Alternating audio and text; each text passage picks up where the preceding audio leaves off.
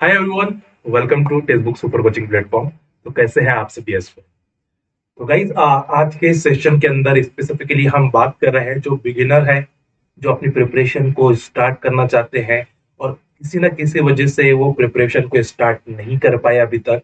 तो उन्होंने क्या करना चाहिए, है ना? और अपनी प्रिपरेशन को कहाँ से स्टार्ट करनी चाहिए, क्या स्टेप होनी चाहिए, क्या बॉक्स स्ट्रेटेजी आप फॉलो करोगे इस प्रिपरेशन को स्टार्ट करने के लिए। तो आप इस चीज को देख रहे होगे, अगर आप अभी बिगिनर है तो वीडियो आपके लिए है ना, ये वीडियो आपके लिए है, ठीक है। क्योंकि यहाँ पे मैं थोड़ी आपको ट्रिक्स बताऊंगा और अपनी प्रिपरेशन को कैसे आप बूस्ट कर सकते हो। क्योंकि एक होता है कि हम कोई भी चीज रैंडमली करते हैं और एक होता है कोई भी चीज प्लानिंग के साथ करते हैं ना। तो आज थोड़ा सा प्लानिंग के साथ एक प्लानिंग बताऊंगा, मैं शॉर्टकट में बताऊंगा, ज्यादा आपका टाइम नहीं होगा, है ना। 10 मिनट आपके मुझे चाहिए सिर्फ, और इस 10 मिनट में आपको एक सिस्टमेटिक मैनर के अंदर मैं एक प्लान बना के देना चाहता हूँ। जो लोग बिगिनर्स है और जो ऑलरेडी पढ़ रहे हैं, कोई दिक्कत की बात नहीं, वो अपनी प्रिपरेशन को अच्छे से कर सकते हैं, अपने टाइम शेड्यूल को उनको चेंज नहीं करना है। बट जो लोग प्रिपरेशन स्टार्ट करना चाह रहे हैं अभी और सोच रहे हैं, कुछ करे हैं फिर छोड़ दिया है ना, तो वो अपने प्रिपरेशन को किस टाइप से स्टार्ट कर सकते हैं। और साथ साथ में जो मैं बुक्स बताऊंगा उसकी पीडीएफ भी मैं आपको अपने टेलीग्राम चैनल के ऊपर प्रोवाइड करा दूंगा, जिससे आप फिर अपनी नोट्स वगैरह मेक कर सकते हो, ठीक है। तो चलिए, क्या क्या चीजें आपको ध्यान में रखनी है वो चीज को हम देखते हैं। उससे पहले एक छोटी सी बात है, ध्यान में रखिए बच्चों। जब भी आप अपनी प्रिपरेशन को स्टार्ट करते हो तो आपको क्या क्या चीजों को ध्यान में रखना चाहिए। जैसे कि जून 24 के लिए आप प्रिपरेशन कर रहे हो या फिर दिसंबर 24 के लिए आप प्रिपरेशन कर रहे हो। अब कुछ स्टूडेंट हो गए जो एमएससी फर्स्ट ईयर के अंदर हो गए, जो हो सकता है कि दिसंबर को टारगेट करके लेकर चल रहे हो, और कुछ है जो जून को टारगेट लेकर चल रहे होगे। ये दोनों के लिए हेल्पफुल होने वाला है, ठीक है। बट उन्होंने क्या क्या पॉइंट ध्यान में रखना है, तो एक छोटा सा एक थॉट है ना, एक डायलॉग है, एक लाइन है जो हमें हमेशा अप्लाई करनी है, ठीक है। धीरे धीरे प्रोग्रेस करना है, हमेशा है नहीं कि मैं बस मुझे खत्म कर देना है 3 महीने के अंदर, मैं अब तो पूरा खत्म कर दूंगा, पूरा 100% सिलेबस को खत्म करूंगा। ऐसा आपको बिल्कुल नहीं करना है। धीरे धीरे अपने आप को एक छोटे छोटे टारगेट देने, छोटे छोटे टारगेट, ये बहुत ज्यादा इंपॉर्टेंट है। अगर आपको एक साथ आप बोलोगे कि इतना बड़ा सिलेबस मुझे 3 महीने में करना है, तो आप डिमोटिवेट हो जाओगे और छोड़ दोगे उस चीज को। तो आपको सिर्फ क्या करना है, अपने आप को छोटे छोटे टारगेट है ना, इसको बॉक्स स्ट्रेटेजी भी हम बोलते हैं, कि भाई छोटे छोटे टारगेट दीजिए अपने आप को और उसको अचीव करिए। ये मत सोचिए कि मुझे सिलेबस पूरा कंप्लीट करना है। बस एक टॉपिक है, इस टॉपिक को आपने डिवाइड किया है कि 4-5 पार्ट के अंदर, बस उसको आपको कंप्लीट करना है, बस ये आपका टारगेट। तो लिटिल प्रोग्रेस करना है, ठीक है, ईच डे, जब भी आपको बिग रिजल्ट मिलेगा। आप ये मत सोचिए कि मुझे 100% सिलेबस इतने दिन में कवर करना है, दिन मत बोलिए, बट आज का दिन है, आज इस वीक में मुझे इतना करना है, बस इस वीक में मुझे इतना करना है। कि वीक आपने दिया अपने आप को, इस वीक में मैंने एक टॉपिक लिया, इस टॉपिक को मुझे इस वीक में खत्म करना है। टॉपिक, मैं तो चाहे सब टॉपिक लो, बट अपने आप को छोटे छोटे टारगेट देना है। अगर आप बहुत बड़ा टारगेट दोगे और उसको अचीव नहीं करोगे तो फिर आप उसको छोड़ दोगे। और जब टारगेट, छोटा टारगेट अचीव हो जाएगा, एक मोटिवेशन होगा कि हाँ, मैं अपने टारगेट को अचीव कर रहा हूँ, नेक्स्ट टारगेट की तरफ शिफ्ट करूँ। तो लिटिल जो छोटे छोटे टारगेट्स अपने आप को ज्वाइन करते रहना है और अपने आप को टॉपिक कंप्लीट करना है, ठीक है। अब क्या क्या चीज ध्यान में रखनी है, सबसे पहले, अगर आप बिगिनर है, अगर आप प्रिपरेशन कर रहे हैं जून के लिए या फिर दिसंबर के लिए, तो आपको क्या ध्यान में रखना है ना। तो अगर सीएसआर नेट जेआरएफ के लिए आप प्रिपरेशन कर रहे हो जून 24 के लिए, तो अभी अगर देखा जाए तो हमारे पास मार्च, अप्रैल, मई और जून का महीना भी है, क्योंकि जून के एंड में एग्जाम होते हैं। तो देखा देखा जाए तो मोटे मोटे हमारे पास 4 मंथ है आपके पास, अच्छे खासे है ना, अच्छे खासे 4 मंथ है। और इसके अंदर सबसे पहले आप, इस पहला पॉइंट जो हमारा रहता है हमेशा स्टूडेंट के लिए, कि आप जब भी प्रिपरेशन स्टार्ट कर रहे हैं तो इन पॉइंट्स को आपको जरूर ध्यान में रखना है। पहला पॉइंट है paper analysis. Paper analysis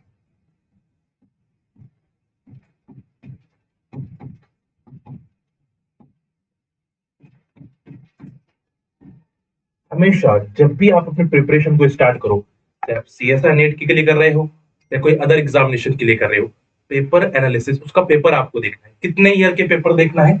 minimum 6 year के पेपर आपको एनालाइज करना है। 6 ईयर के पेपर एनालाइज करना है, जो प्रीवियस आपके जो हो चुके हैं उस 6 ईयर के पेपर को क्या करना है, आपको एनालाइज करना है। देखना है कि किस टाइप का पैटर्न बन रहा है, किस टाइप के क्वेश्चंस आपके बन रहे हैं। ठीक है, नहीं तो क्या होता है कि हम सिर्फ प्रिपरेशन स्टार्ट कर देते हैं, हमें पता नहीं होता है कि टाइप्स ऑफ क्वेश्चन एग्जामिनेशन में कैसे बनाए जा रहे हैं। तो पहले तो आपको ये पता होना जरूरी है कि आपके एग्जामिनेशन में पैटर्न कैसे फॉलो हो रहा है, किन टॉपिक्स पे मैक्सिमम क्वेश्चंस पूछे जा रहे हैं, किन टॉपिक पे मिनिमम क्वेश्चन पूछे जा रहे हैं, किन टॉपिक को ज्यादा टारगेट किया जा रहा है। वो कब पता चलेगा, जब आप 6 ईयर, मिनिमम 6 ईयर, उससे ज्यादा करोगे तो और बेटर है। मिनिमम 6 ईयर के आपको पेपर एनालिसिस करना है। पार्ट बी में कितने क्वेश्चंस आपको इनऑर्गेनिक से आ रहे हैं, पार्ट सी में कितने क्वेश्चंस आपको फिजिकल केमिस्ट्री से आ रहे हैं, पार्ट बी के अंदर कितने क्वेश्चन ऑर्गेनिक केमिस्ट्री से आ रहे हैं। ठीक है, तो आपको पता है कि पेपर एनालिसिस है, और आपका इसमें जो सीएसआर का रहता है उसमें 3 पार्ट होते हैं। तो पार्ट ए जो जनरल एप्टीट्यूड है, पार्ट बी जो केमिस्ट्री है, और ये पार्ट सी जो हायर लेवल की थोड़ी केमिस्ट्री आपको पूछी जाती है। ठीक है, केमिस्ट्री, तो ये जनरल एप्टीट्यूड, और ये दोनों इसमें आपको केमिस्ट्री पूछी जाती है। केमिस्ट्री से अगर आप कर रहे हैं तो केमिस्ट्री। ठीक है, इसके अंदर जो टोटल नंबर ऑफ क्वेश्चन होते हैं 20 होते हैं, और मैक्सिमम अटेम्प्ट आप 15 कर सकते हैं, उससे ज्यादा नहीं कर। यहाँ पे टोटल नंबर ऑफ क्वेश्चन 40 होते हैं, और मैक्सिमम अटेम्प्ट आप कितने कर सकते हो, 30। यहाँ पे मैक्सिमम क्वेश्चन आपके 60 होते हैं, और अटेम्प्ट कर सकते हो ओनली 25, उससे ज्यादा अटेम्प्ट नहीं। तो ये मैक्सिमम अटेम्प्ट है जो मैं राउंड कर रहा हूँ, ये मैक्सिमम अटेम्प्ट। तो इसमें भी आपको अगर देखा जाए तो यहाँ पे 13 इनऑर्गेनिक, 13 ऑर्गेनिक, और 14 फिजिकल कभी कभी ऐसे आपको पूछे जाते हैं। ठीक है, यहाँ पे 20 ऑर्गेनिक, 20 इनऑर्गेनिक, 20 फिजिकल आपको पूछे जाते हैं। तो आपका सबसे पहला पार्ट होता है एनालाइज योर पेपर, कि कितने क्वेश्चंस आपको ऑर्गेनिक, इनऑर्गेनिक और फिजिकल से पूछे जा रहे हैं। एनालाइज योर पेपर, तो उसमें से भी आपको देखना पड़ेगा कि कौन से टॉपिक पे मैक्सिमम क्वेश्चंस बन रहे हैं। जैसे कि ऑर्गेनिक केमिस्ट्री में आप देख रहे हो रिएजेंट पे कितने क्वेश्चंस बने हैं, पेरिसाइक्लिक से कितने क्वेश्चंस बने हैं, फोटोकेमिस्ट्री से कितने क्वेश्चंस बने हैं। ठीक है, उसके बाद अगर फिजिकल केमिस्ट्री के अंदर आ जाओगे तो आपके पास मान के चलो क्वांटम से कितने क्वेश्चंस बन रहे हैं, ग्रुप थ्योरी से क्वेश्चन कितने बन रहे हैं, सॉलिड स्टेट से, पॉलीमर है, सरफेस है, कितने क्वेश्चंस वहां से बनाए जा रहे हैं। तो आपको लिखना पड़ेगा, हाँ ये इतना एनालाइज हुआ है, तो ये आप ध्यान रखें। तो एनालाइज जब तक आप नहीं करोगे, कि कोई आपको अगर के बता देगा, जैसे मैंने लाके आपको बता दिया चार्ट कि इसमें से ये क्वेश्चन बन रहा है, इसमें से तो आपको मजा नहीं आएगा, आपको उस पर एक्चुअल ट्रस्ट नहीं कर पाएगी। इसलिए मैं आपको कह रहा हूँ कि आप एनालाइज करिए। थोड़ा टाइम जाएगा, आपका 1 दिन जाएगा, आपका 2 दिन जाएगा, बट आपके अंदर एक कॉन्फिडेंस रहेगा कि हाँ ये टॉपिक से मैक्सिमम क्वेश्चंस बनाए जा रहे हैं। तो ये ध्यान में रखिए। ठीक है, तो पहला पार्ट है पेपर एनालिसिस। सेकंड है cut off analysis. Cut off analysis तो ये जरूरी क्यों है, अब आपके पास आपको पता चल गया कि आपका जो पेपर है वो 200 मार्क्स का है, 200 मार्क्स का है। तो आप 200 मार्क्स में से कितने मार्क्स आपको चाहिए for the qualifying examination. Cut off तो आपको पता होना कि कितने कट ऑफ लग रहा है एग्जामिनेशन में, तो कट ऑफ भी आपको कितने लिखा, मिनिमम 6 ईयर का कट ऑफ आपको पता है। 6 ईयर में क्या फ्लक्चुएट हुए हैं, कट ऑफ किसके किसके बीच में गया है ना, कट ऑफ कहां से कहां गया है, कब कट ऑफ हाई हो रहा है, कब कट ऑफ कम हो रहा है, नंबर ऑफ सीट्स कब ज्यादा हो रही है, नंबर ऑफ सीट्स कम हो रही है, जून में ज्यादा हो रही है, दिसंबर। तो ये एक एनालिसिस आपको जरूरी है। तो cut off analysis is very important, बहुत आसानी से मिल जाएगा, आप कहीं पर भी गूगल पे सर्च करोगे तो आपको मिल जाता है, वेबसाइट पे चले जाएगी सीएसआर के, एचआरडी के, उसके कट ऑफ आपको मिल जाएगा। बट थोड़ा आपको आगे बढ़ना पड़ेगा, अपने आप को पुश करना पड़ेगा। ठीक है, हर चीज मैं आपको आराम से बता देता था यहाँ पे चार्ट ला के एक पूरा, बट मैं आपको, एक बिगिनर है, खुद एक आगे बढ़ गया है ना, मैं आपको ट्रेन कर रहा हूँ, ट्रेनर हूँ, है ना। जिम जाते हो आप, तो अगर मैं ही डंबल उठा के मारूंगा तो मेरी बॉडी बनेगी, बात समझ में आ रही है। तो मैं आपको बता रहा हूँ कि क्या जाना है, नहीं तो मैं लाके मैं बहुत आसानी से बता सकता था, बहुत इजी भी हो जाता था, बट थोड़ा इनिशिएट है तो आपको टाइम देना पड़ेगा। तो टाइम देंगे तो जब भी तो मानेगा सामने वाला। ठीक है, तो टाइम देंगे, अगर इसको टाइम देंगे तो इसको अच्छा लगेगा, सीएसआर को अच्छा लगेगा, है ना, और फिर उसका मजा भी आएगा आपको पढ़ने का। ठीक है। तो 6 ईयर का कट ऑफ आपको एनालाइज करना है। जैसे कि अगर हम देखा जाए अप्रोक्सीमेट जो जाती है वो 55% के आसपास देखने के लिए मिलता है। कभी कभी बढ़ जाता है वो, बट अप्रोक्सीमेट जो बीच में अभी तक देखा गया है 55% यानी 110 मार्क्स। इस बार थोड़ा सा बढ़ गया था बस, इस बार का तो डिपेंड ऑन दी अलग अलग कंडीशंस की वजह से, है ना। तो बट ज्यादातर जो कट ऑफ लगी है 6 ईयर अगर हम एनालाइज कर रहे हैं तो 110 के बीच में ही लगी।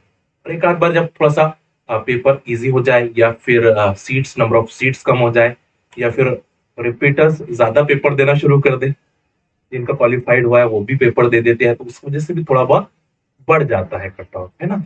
तो ये चीज थोड़ा सा ध्यान में रखना है। और cut off analysis is very important. आपको 110 मार्क्स मिलने ही चाहिए मिनिमम मिनिमम, ये ध्यान में रखना। तो ये पहला स्टेप है कट ऑफ एनालिसिस। थर्ड आ जाता है बच्चों सिलेबस। सिलेबस ये जो सिलेबस है बच्चों, ठीक है। सिलेबस की अगर हम बात करें सिलेबस, तो सिलेबस में आपके पास कौन कौन है? Inorganic chemistry, inorganic chemistry, organic chemistry और फिजिकल केमिस्ट्री, फिजिकल केमिस्ट्री। और एक है आपका जनरल एप्टीट्यूड। फिर डेली 15 मिनट जनरल एप्टीट्यूड को देना है, डेली, ज्यादा नहीं, डेली 15 मिनट आपको देने हैं। 15 मिनट, दो क्वेश्चन सॉल्व करने हैं। पीवाईक्यू भी सॉल्व करते बैठोगे ना जनरल एप्टीट्यूड के, तो आपको उसकी ट्रिक समझ में आ जाएगी कि कैसे क्वेश्चन बनाए जाते हैं। नहीं तो क्या होता है, हम सिलेबस करते हैं पर आपको एग्जामिनेशन में क्वेश्चन कैसे पूछे जाए जनरल एप्टीट्यूड के वो समझ में नहीं आता।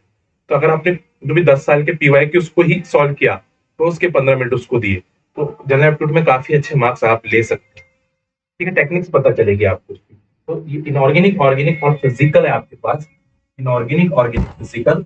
तो इसमें ये अलग अलग चैप्टर्स है ना, अलग चैप्टर्स है जैसे chemical periodicity, chemical bonding, main group, coordination, bioinorganic, organometallic, inner transition, acid base, एल्डिकल, न्यूक्लियर केमिस्ट्री, इनऑर्गेनिक स्पेक्ट्रा, ये दिया गया है। तो इनमें से आपको क्या करना है? अब बिगिनर है तो स्टार्ट तो कहां से करोगे? केमिकल बॉन्डिंग से, पीरियोडिसिटी से ही करोगे। करना जरूरी है क्योंकि उसी का बेस आपको आगे समझ में आएगा। ये समझ में आएगा तो ये समझ में आएगा। अगर ये आया तो फिर आप एसिड बेस में अच्छे से परफॉर्म कर पाओगे। न्यूक्लियर केमिस्ट्री के अंदर आप अच्छे से अप्लाई कर पाओगे। इनऑर्गेनिक स्पेक्ट्रम में अप्लाई कर पाओगे, है ना। तो सिक्वेंशियली बढ़ दो। और आपके पास बहुत कम टाइम है तो इसमें से आप कुछ टॉपिक एलिमिनेट भी कर सकते हो। मान के चलो कि हाँ, ज्यादातर मेन ग्रुप के अंदर एसिड बेस आ जाता है तो अलग से एसिड बेस पढ़ने की जरूरत नहीं पड़ती है, तो उसको एलिमिनेट कर दो। एनालिटिकल केमिस्ट्री को आप एलिमिनेट कर सकते हैं, ठीक है। अगर आपको चलो न्यूक्लियर केमिस्ट्री रेयरली पूछता है तो उसको एलिमिनेट कर सकते हो अगर टाइम कम है, वरना बाकी चैप्टर्स आपको करना जरूरी है। बाकी सब चैप्टर्स आपको करना है। तो ये सिलेबस में से आप क्या करिए, उन टॉपिक्स को चूज करिए जो मैक्सिमम मार्क्स के लिए आपको पूछे जाते हैं। मैक्सिमम मार्क्स उन टॉपिक्स को आपको चूज करना है। इनमें से उन टॉपिक्स को चूज करिए जो मैक्सिमम मार्क्स, जैसे क्वांटम केमिस्ट्री मैक्सिमम मार्क्स के लिए, केमिकल काइनेटिक्स, इलेक्ट्रोकेमिस्ट्री, थर्मो। अगर बहुत आपको टाइम नहीं है, थर्मो को आप एलिमिनेट करें तो चलेगा। क्वेश्चन कम पूछे जा रहे हैं थर्मो से, क्वांटम से क्वेश्चन ज्यादा पूछा है। ग्रुप थ्योरी तो हर कोई करता है। पॉलीमर सरफेस तो मैं सजेस्ट करूंगा आप करिए इसको, है ना। थर्मोडायनेमिक्स की जगह पे पॉलिमर्स पे जरूर दिए। सॉलिड भी करते हो, फिजिकल स्पेक्ट्रा ये जरूर आप करिए, ठीक है। ठीक है, थर्मो को इसलिए कि अगर टाइम है, और टाइम है तो करिए जरूर। टाइम नहीं है तो ऑब्वियसली आप उसको एलिमिनेट करके उसकी जगह पे सरफेस और पॉलीमर को कर सकते हो। तो 100% सिलेबस कर भी करना कोई जरूरी नहीं है CSR नेट JRF क्वालिफाइड करने की। अगर आपने 60 to 70% सिलेबस अच्छा तीनों को मिला के, फिजिकल, इनऑर्गेनिक, ऑर्गेनिक तीनों को मिला के कर लिया, तो आप अच्छे से एग्जामिनेशन को क्वालिफाई कर सकते हो। तो ये मत सोचिए कि मुझे टारगेट करना है पूरे सिलेबस को कवर करना। टाइम है तो आप करिए। अगर दिसंबर के लिए आप प्रिपरेशन करें तो आपके पास काफी टाइम है।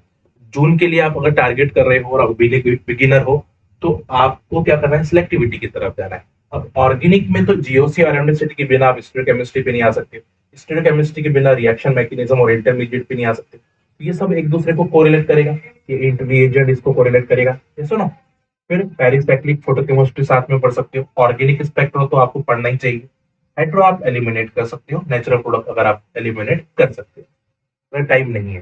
बट सिक्वेंशियली अगर आओगे तो इस अरेंजमेंट के हिसाब से आप सिक्वेंशियली पढ़ सकते हो, ये जो दिए गई है इसको पढ़ सकते हो।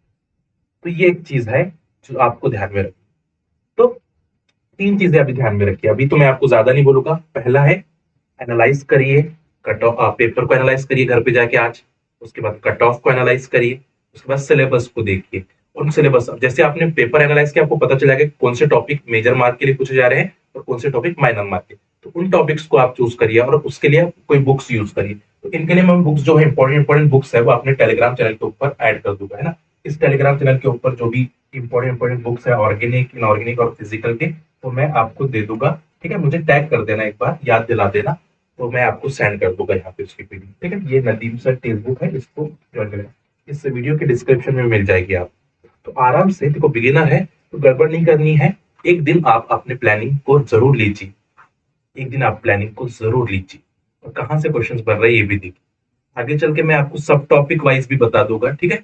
बट मैं चाहता हूँ पहला इनिशिएट आप लीजिए, पहला इनिशिएट आप, पहला कदम आप बढ़ाइए। बाकी हम आपके साथ हैं और हम आपके साथ हमेशा रहेंगे आपकी सक्सेस तक। ठीक है बच्चा, तो कोई भी दिक्कत है, कोई भी डाउट आता है तो आप मुझे कमेंट करके जरूर बताइए।